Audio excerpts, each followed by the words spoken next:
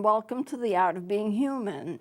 Today I'm going to start off by talking about the differences between Alzheimer's and dementia, and then after that go into loneliness, which has become quite a problem. In fact, it's become such a problem in some foreign countries that they now have parts of their government with specialized studies on loneliness and what they can do for the people, because it's much more profound than it ever used to be. But to start off with dementia and Alzheimer's, they're not the same thing. People make a mistake about this because I've heard it so many times. If a person has dementia, they have Alzheimer's. And people tend to think that if a person has some signs of dementia, that automatically it has to be Alzheimer's, and they don't stop to realize there are different types of dementias, different types of causes, different types of the way that it progresses. So Alzheimer's is not always the only cause, the one and only cause of dementia. Dementia can have several different kinds of causes. I can understand why people would think that if you have dementia, you have Alzheimer's, because it is the most common form of dementia. And about 60 to 80% of people who have dementia have Alzheimer's, but certainly is not the only cause. The progression is different. The onset of it is different. In the end, however, if a person is terribly disabled with dementia, it's going to look like Alzheimer's no matter what the cause, because they're not going to be able to function normally as a human being. So let's begin about dementia and Alzheimer's. They're not the same thing. Alzheimer's is going to be, as I said before, the most common form of dementia. 60 to 80% of the people that have dementia have Alzheimer's, but it's not the only cause. There are other types of dementia, and I'm going to list off a few right here. The second most common type of dementia is vascular dementia. Now, vascular refers to the blood vessels. As you get older, sometimes your blood flow is not normal. There are a lot of elderly people that have something called venous stasis, and it's a vascular disease where the blood flows normally down to the feet, but it doesn't get back up to the heart. As you know, the blood in your body circulates around, and it gets to where it's supposed to be. It delivers the oxygen to the cells as it's supposed to, but then it has to go back to the heart to be reoxygenated, to get more oxygen, and then to be circulated again. What happens in vascular diseases is that it gets where it's supposed to be, it delivers the oxygen, and then for some reason the valves in the blood vessels are not strong enough to push it back up to the heart. And so therefore you do have some of it going back up to the heart, but not like it should, and that causes a problem. Now, it's not necessarily related to any kind of a disease. It's not related to diabetes. You know, people get it, well, you're diabetic, of course you have it. That's not the case. It's basically age-related. It has to do with just a person being older, and the valves in the blood vessels that push the blood back up to the heart aren't working right. And as a result of that, the circulation is hampered, but it has nothing to do with anything other than being older. As you get older, the valves of your heart, the valves of your body, and the blood vessels, even though you may not realize it, have little valves in them to push the blood back up to the heart. It doesn't always work right. When you're elderly, sometimes those valves are damaged, sometimes they're slow in what they do, sometimes they don't do it at all. And it causes various health problems, but it can also cause dementia. If you don't have the right circulation to the brain, and the brain requires oxygen just like any other organ does, then you can get dementia from a blood vessel problem. So that's going to be vascular dementia. And if you have high blood pressure, it's going to be caused a lot by high blood pressure. So you have to keep your blood pressure normal, because your blood flow is not going to be normal if your blood pressure is too high. Now, there's also alcohol-related dementia. That comes when a person is an alcoholic and they have drunk too much, and it damages the way that the blood circulates throughout the body. So that's caused by alcoholism. And I need to talk about smoking a little bit too, because smoking can be very dangerous. If you smoke, the smoking causes a closure of the blood vessels. The blood vessels will decrease in size. They will actually start to close off if you're smoking. And that causes blood circulatory problems as well. It's one of the leading causes of problems in your body. So smoking is a big no-no. As you're getting older, if you want to maintain your health, you really need to stop smoking. I know when I go to the doctor and I have vascular problems and I have heart problems and all of that, and the first thing they're going to ask me is, do you smoke? Well, I've never smoked a cigarette in my life. This is why I do so well. I push ahead. I can lead a very normal life, but I've never smoked. I also don't drink. I also don't use drugs. And so all of those things play a part. If you are thinking that you look cool because you smoke, which a lot of kids do, they do it because it ups their factor of how they look to other people. Actually, it does them no good at all. So smoking, drinking, using drugs, all do things to your vascular system, your blood flow system, which are very harmful to your body. Now, Parkinson's, I want to mention Parkinson's disease. Parkinson's has its own form of dementia. Some people who have Parkinson's disease develop dementia, and it's due to the disease itself. It has nothing to do with Alzheimer's. Now, the end result is going to be the fact that the person is extremely disabled. And when they're extremely disabled, what's going to happen? Well, they're not going to be able to function as a normal person. But in this case with Parkinson's, it starts differently. It has a rapid onset. Alzheimer's has a slow onset.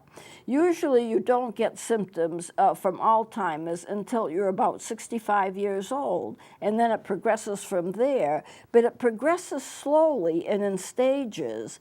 I've counseled people who have had Alzheimer's, and I've counseled their family members, and they all tell me the same thing. They do well, and then they sink to a lower level of functioning, and they don't do well.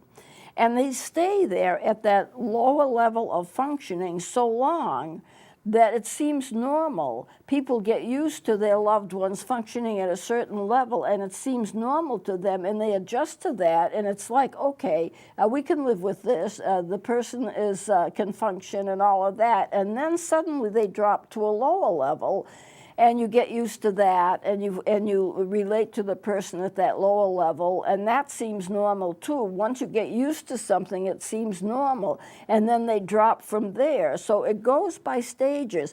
They do fairly well, they drop. They still may do fairly well, at least according to their family members, because now they're used to seeing them the way they are. Then it drops to a lower level. That lasts for a while, and then it drops to a lower level, and that keeps on happening until the person is so disabled that they don't know hardly anything, they don't recognize people, they can't function at all. And eventually, of course, they die. They die because the bodies don't know how to digest food. The body forgets to do everything that the body normally would do on its own.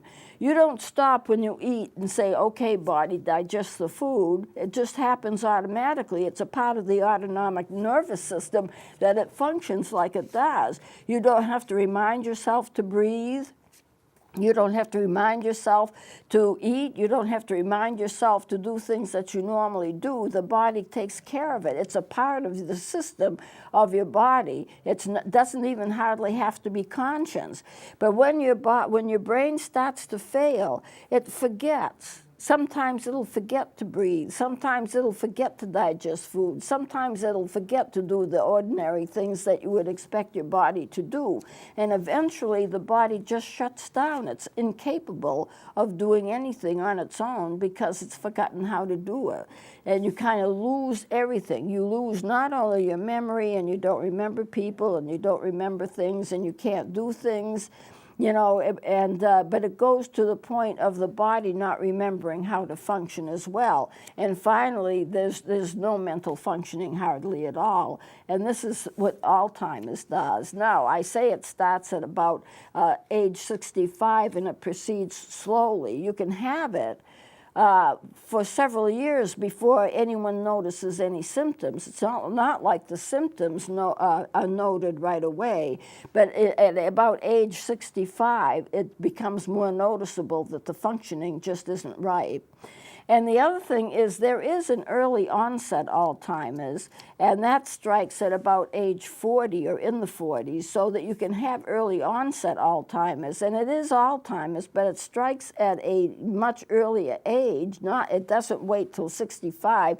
You might get it in the 40s, or somebody might get it in the 40s in your family. And this is genetic. They've been able to take families who have a person who has Alzheimer's in their 40s and trace it back to a certain genetic malfunction. And because of the genetics, if you have a certain gene that's been disturbed for some reason, and that gets carried on from generation to generation, people who have that gene will get Alzheimer's in their 40s. Now, some genetic disorders you don't even know you have. It doesn't affect your functioning. But there is a particular gene that does affect Alzheimer's at an early age, and if you have it, you will get it. I mean, it's just that simple. Now they're developing medications to help people with Alzheimer's function in a much longer way, in a much better way. But it doesn't stop the disease. There is no cure for it. So it doesn't stop the disease. It does sometimes postpone the symptoms, or it makes the symptoms less obvious so the person can function better. But it isn't a cure. And if a person has Alzheimer's and they're on that progression, that downward progression, they have it, and there's no denying it, they're going to continue to have it. You may be able to stop the symptoms or make the symptoms less or make the person more comfortable and let them function in a better manner for a while. But eventually it's going to catch up, and nothing's going to help. And then the person, of course, eventually can die from it. So there are various medical conditions. I've mentioned Parkinson's because there are a lot of people who have it, but there are other people who have other illnesses that can also get dementia from them. So the greatest risk for getting Alzheimer's, of course, is going to be age. And the symptoms, as I said before, you notice the symptoms at about 65. But like diabetes, you have it for a while before symptoms show. The symptoms show at 65, but you probably, or a person who has it, probably had it by the time they were age 50. If they have early Alzheimer's and the symptoms show in the mid-40s or in the 40s, they probably had it developing in the late 30s. So it is something that it develops slowly over a period of time, and you gradually notice it. Now, there is a gene that increases the risk of Alzheimer's, and I'm thinking of it mainly as genetic, that I'm just going to mention the letters for it, APOE4. That's the gene that causes Alzheimer's. There's another one that's similar that makes it less likely that you'll have it, but then that gene, it makes it more likely that you'll have it. And I don't want to get into a whole lot with the genetics here. You're not going to remember it anyway, but just remember that if you have Alzheimer's, it kind of runs in families because it is genetic. It runs in families. So there are a small group of people who have plaque buildup who normally wouldn't get it, but that plaque buildup has the nerve cells entangled in it, and that's what causes Alzheimer's. There are a group of proteins, they form this plaque. The plaque is insidious, and you get nerve cells entrapped in that plaque, and then they stop functioning, and they can't escape it. So it probably has a lot more causes than this. There are probably many interacting features with Alzheimer's, all interacting with each other. I heard on the news that there was a new drug that they thought might be able to prevent Alzheimer's. I hope it's successful. You know, researchers are working to try to solve the problem. It is a terrible inhuman toll, because once a person has the symptoms and they have to be taken care of because they can't take care of themselves, it rages havoc with families, and people end up probably in nursing homes having to be taken care of there, and that's a terrible expense as well. And so it's an awful illness that really needs to have a solution to it. Now, good food, exercise, sleep, socializing with other people seem to help to stop it or prevent it, or at least stop its advance. You know, just good, healthy living seems to help to prevent it. But I think as it's genetic, there's nothing that can really stop it except something that can fight off the genetics of the cause of it. Now, dementia, if we want a definition, I'll give you a definition. It's a non-reversible decline in mental functioning, non-reversible. You don't get it back. Once you have it, you don't get it back. And it's, the problem or the symptoms are chronic memory loss, but you can also get personality changes, impaired reasoning, and it interferes with daily life. And a doctor's diagnosis, a doctor who is checking to see if a person has Alzheimer's, they will check for disorientation, disorganization, impairment of the language, memory loss, and there are different tests that people can take, that doctors can give, that help diagnose the presence of dementia. Now, the thing is, though, the only way to absolutely be sure that a person has Alzheimer's is to do an autopsy after death and go into the brain and see if there are plaques and if there are nerve cells entwined in the plaque. And that's how they make a positive diagnosis. They are working on a way to get a diagnosis early so that they don't have to wait until a person has died and before they can be absolutely sure of the diagnosis.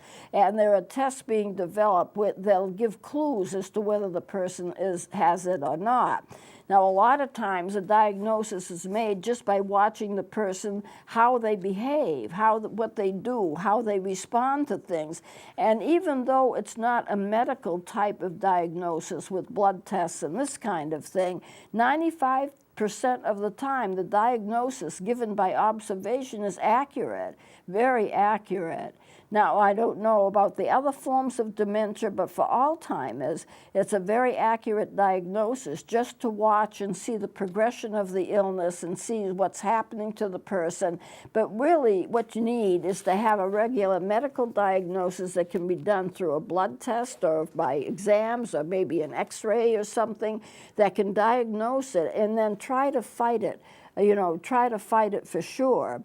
I know people who have Alzheimer's and they're still functioning somewhat, and they have a definite diagnosis, but it's been basically through observation, through their behavior. It's not done through medical tests. And the fight is on now, the race is on to be able to diagnose it early through medical tests so they can start treatment early. And right now the treatment is to postpone the symptoms for as long as possible. It is a terrible illness to have because people are confused. The people who have it are confused. They don't know where to turn. They get lost. The things that they normally do, they can't do. And for them, it must be terrible.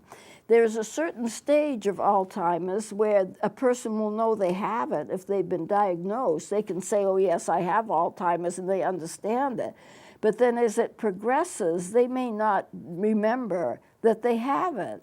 They know something's wrong, but they may not remember that this is the reason that I'm not doing well. I have Alzheimer's, because it's such a memory loss connected with it that at some point they don't know what their diagnosis is. They can't remember their diagnosis, and they're not going to even remember the people who have helped them over the years. So it is a problem. It is a big problem, and we need to deal with it, and it needs to be helped, but it needs to be helped. So it slowly destroys the memory and the thinking, and it seems to go in stages, and it's caused by those amyloid plaques, and it gets the brain gets entangled in it, the nerve cells gets entangled in it, and it's usually diagnosed with observation, except after death a lot of times an autopsy will be done and they can show for sure that the brain was filled with plaques. How do you prevent the plaques from forming? That would be the cure. If they know what causes the plaques, if they suspect a person is having plaques and their behavior shows that they're not doing that well, how do you prevent the plaques from forming so that the person won't ever get the symptoms, because technically they won't have the disease?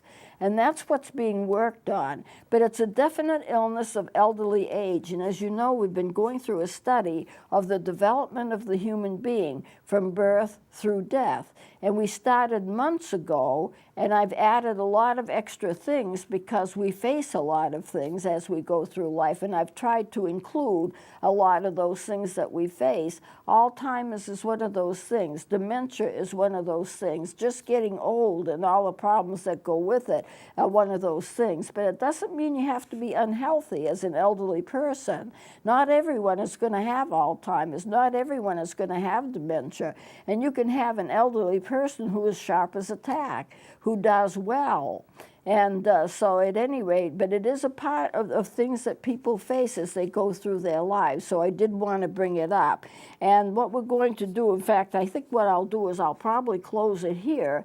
And we're going to go into loneliness next time, because that's a part of what elderly people face too. And then we're going to go from that to an understanding of grief when people are lost, and how people deal with the grief and how they can get healing from that. So I'm going to close it here, and we'll continue next time with loneliness. Please join me then.